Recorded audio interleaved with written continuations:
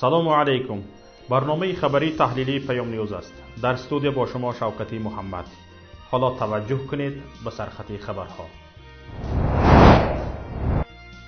باز دو شرکت چینی از پرداخت باج و انداز آزاد شدند.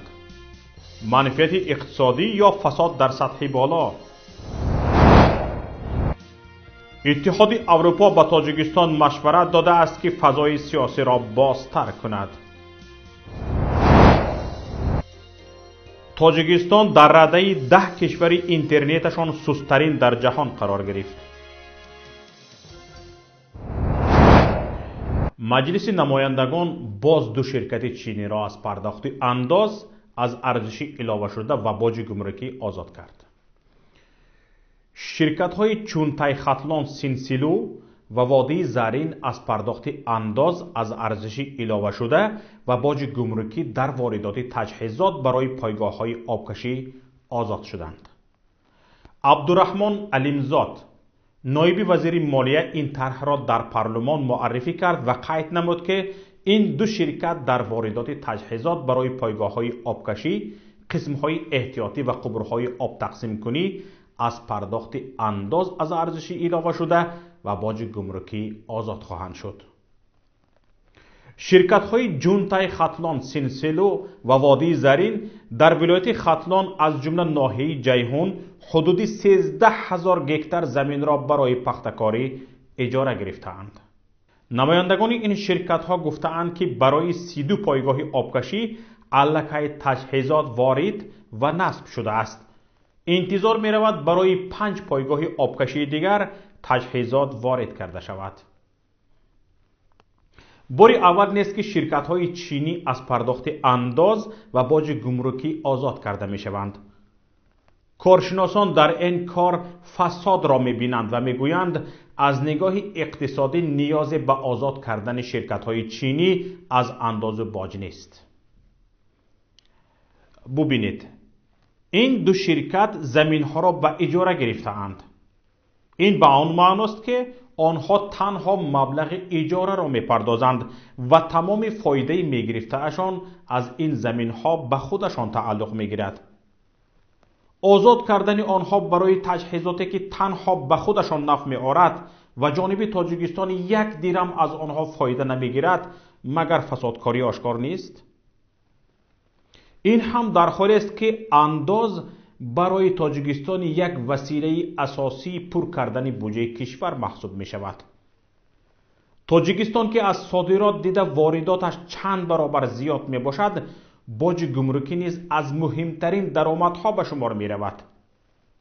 اما همواره حکومت تاجیکستان کوشش می کند پی هم شرکت های بزرگ را از انداز آزاد کند. علت در چی باشد؟ نظر معاون رهبری پیمان ملی تاجیکستان علیم شیرزمانوف را میشنویم. برای من این اقدام غیر چشمدوش از طرف پارلمان نیست، چون این پارلمان هر پیشنهادی که حکومت میکند به محاکمه به سوالگزاری اون رو قبول میکنند و این از انداز آزاد کنی ها، از باج گمرکی آزاد کنی ها و از همه مهم انداز از ارزش علاوه شده که امرا با باج گمرکی در مرز گرفته می شود، آزاد کردن چنین و کارخانه ها این یک بیزنسی نزدیکان خود رحمانوف است که خب توسط نه فقط خب بگذار در اینجا برای به خاطر آبکش ها باشد، به خاطر نمیدونم یک چیز استراتژی برای اقتصادیات تاجیکستان شاید اما این آبکش ها باشد، لیکن با بهانه اینها چقدر مال و کالا به تاجیکستان به انداز و به باج گمرکی وارد میکنند و این طول سالها ادامه مییابد. مثال یک میمانخانه 5 ستاره که هنوز 10 سال از تمام اندازها واردات کالا برای او آزاد است، لیکن این میمانخانه هیچ نه که به استفاده داده شود، ولی با بهانه این مهمانخانه چقدر مال و اموال به تاجیکستان به باج گمرکی به انداز وارد شد و در این مورد هم همین خیلی با اون شرکت چینی البته که ضرورت هم ندارد به این امتیاز را اونهایی که با این شرکت همکاری دارند و با این شرکت مال و کالا وارد میکنند اونها به کیسه خود میکنند و این هیچ نویگری نیست که رحمانوف همراه اویلش طول 27 سال بودجه تاجیکستان را به یغما برده ایستاده است. امیر قیوموف، کاربری فعال در شبکه‌های اجتماعی میگوید این اقدام پارلمان باعث نگرانی است و همین طور امید به آینده خوب تا رفت نابود شده ایستاده است. به نظر من از انداز آزاد نمودن شرکت‌های چینی میتواند دو سبب داشته باشد.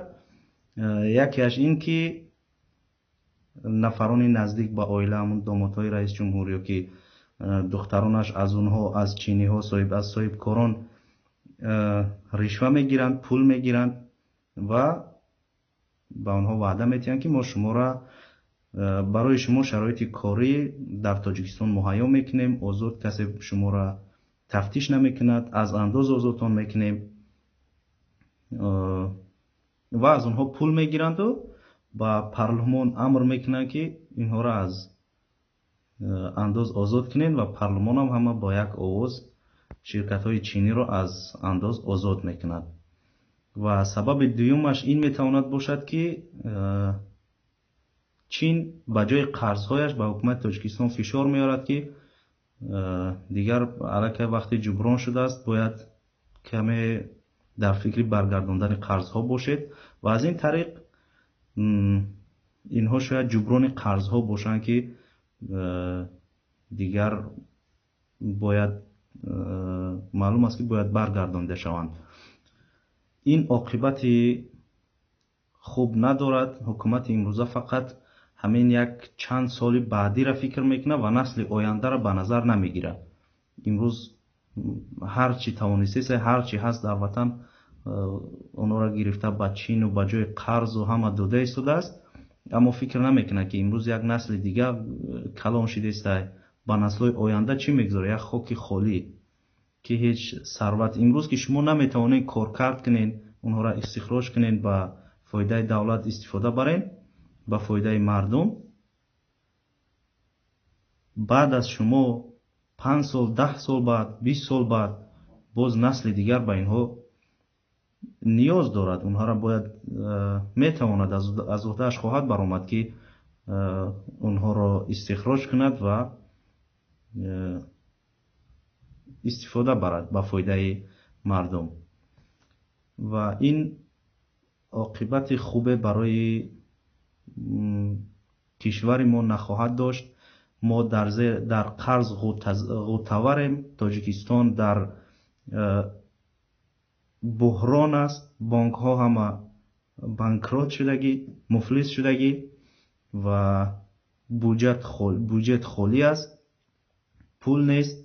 اما اینها میگیرند شرکت های چینی را از انداز آزاد میکنند. پس بودجه کشور از کجا باید پر شود؟ از کجا باید معلمان معاش بگیرند یا که کارگران دولتی، پنسیونرها و دیگرها از کجا باید اونها معاش بگیرند؟ و عجیبش این است که وکیلان همه با یک آواز امضا میکنند. ما با وکیلان هم گفتنی هستیم که اینها روز سوال و جواب خواهند داشت. اینها این کارهایی که شما میکنین روز خواهد اومد که از شما میپرسند که چرا این کارو کردید. دیگر در اون وقت ما مجبور بودیم، ما با ما فشار می آوردند، اینها دلیل شده نمیتواند. حاضر شما میتوانید که از وکیلی دست کشین، نامزدی خودتان نگذارین در وکیلی برای $1000 معاش. شما امروز میخیزین با بازیچه دست چند نفر تبدیل شدگی هستین که تمامی ثروت دارایی 9 میلیون تاجیک با خارجی ها میفروشین و این با دست شما انجام می شود.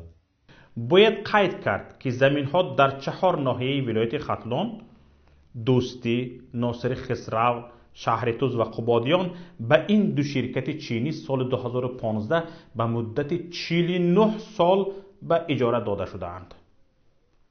کارشناسان کشاورزی میگویند 49 سال استفاده شدن زمین برای کشت پخته و استفاده نوری‌های چینی آن را پر کارناشایم می‌کند و دیگر امکان کشت در این زمین‌ها باقی نمی‌ماند.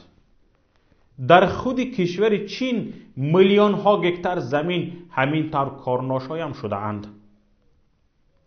برای تاجیکستانی که همگی 7% مساحتش زمینی کارم می باشد خیلی باعث نگرانی است.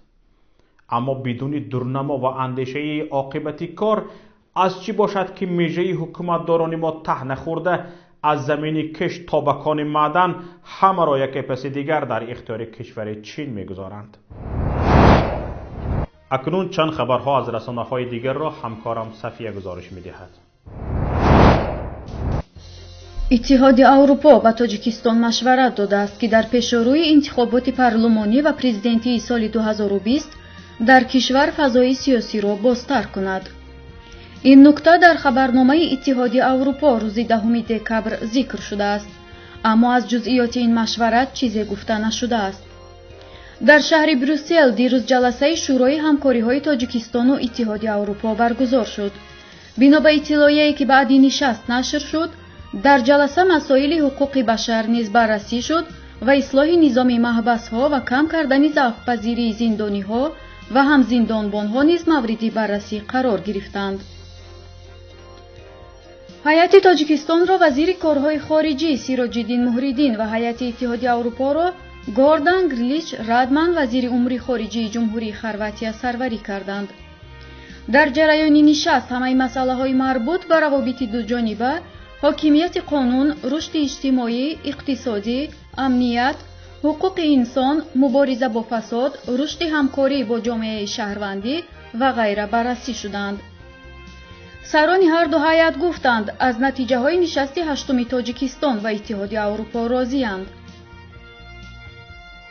گفتنی است در استراتژی اتحاد اروپا برای آسیای میانه مسائل حقوق بشر در سیاست خارجی اتحاد اروپا از جمله در رابطه با همکاری‌های دوجانبه با تاجیکستان خیلی مهم میباشد. روز یکشنبه در کولی جوانان دوشنبه نجات دهندگان کمیته حالت‌های فوق‌العاده و مقامات ملیسه جسد مرد 40 ساله را با نشانه‌های خشونت‌آمیز پیدا کردند. بنا به اطلاع خبرگزاری اخبار به نقل از شاهدان به پای جسد سنگ بسته شده بود. جسد را از نزد فرگات رستوران اوازیرا پیدا کردند. به گفته شاهدان در جای حادثه نزدیکان جسد نیز بودند. آنها میگویند که او در دادستانی نظامی کار میکرد و چند پیش به نام و نشان گم شده بود و او را تحت پیگرد اعلام کردند. مقامات وزارت کارهای داخلی هنوز درباره جسد اطلاعی رسمی ندادند. هنوز جزئیات حادثه، نام کشته شده و سبب قتل او نامعلوم است. مقامات از جزئیات این حادثه تا به حال چیزی نگفتند و مثل هر وقت از شرح قضیه خودداری میکنند. کارشناسان خدمت رسانی اسپید تست درباره سرعت و نرخ اینترنت در گوشه و کنار دنیا گزارش نشر کردند. در عموم سرعت میانه اینترنت در دنیا 70 مگابایت ثانیه می باشد. ولی در اکثر کشورهای جهان سرعت اینترنت خیلی پست است و اپراتورها نمیتوانند سرعت بلند اینترنت را تأمین کنند. همین طور در تاجیکستان سرعت میانه اینترنت 21.1 مگابایت ثانیه بوده، سرعت اینترنت تلفنی پستر 10.8 مگابایت ثانیه می باشد. در این راستا تاجیکستان از روی سرعت اینترنت تلفنی در بین 141 کشور جهان در مقام 132 جایگیر شده است. همین طور تاجیکستان در قطار 10 کشور اینترنتش سست‌ترین قرار گرفته است. اما از روی اینترنت خانگی از میان 176 کشور در مقام 108 جایگیر شده است. طبق گزارش اسپید تست با سرعت ترین اینترنت در کره جنوبی و سنگاپور موجود است. در محله چیگاتوی ناحیه شاواتی ازبکستان یک گروه زنان 9 دکبر در اعتراض به کمبودی گاز راه به سوی حکومت ناحیه را برای چند ساعت بستند. به گفته شاهدان در نتیجه کارمندان پلیس زنان اعتراضگر را پراکنده کردند. خود آن روز مسئولان اداره گاز شاوات به دادستانی ناحیه دعوت شدند. این در حالی است که مقامات محلی به رسانه‌ها گفتند که یگان خیلی اعتراضی صورت نگرفته است. در منطقه های گوناگون ازبکستان طی 2 هفته اخیر در رابطه با نارسایی گاز چندین همایش های اعتراضی برگزار شد. از جمله ساکنان محله قوشتپه 28 نوامبر راه ماشینگرد را بستند. روز 1 دکبر سال روان ساکنان محله بوستان نیز در قرقلپاقستان برای چند ساعت کوچه ازبکستان را بسته بودند. این هم در حالی است که در تاجیکستان حتی ساکنان کلانترین شهرها و حتی ساکنان پایتخت از استفاده گاز طبیعی سالهاست که محرومند، اما از ترس تعقیب مقامات کسی در این باره شکایت نمی کند. با همین برنامه امروزه ما به نهایت خود رسید. برنامه‌های دیگری ما در شبکه‌های اجتماعی و پایگاه پیام نقطه نت قابل دریافت است. خواهشمندیم هر رویداد یا حادثه را شاهد شدید لطفاً به نوار گیرید و ثبت آن را به رقم ما 49 15 16 46 15 947 توسط پیام رسان‌های واتساپ، وایبر، ایما یا تلگرام فرستید.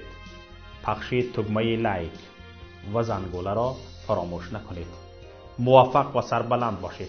با امید دیدار در روز دیگر. السلام علیکم و رحمت الله.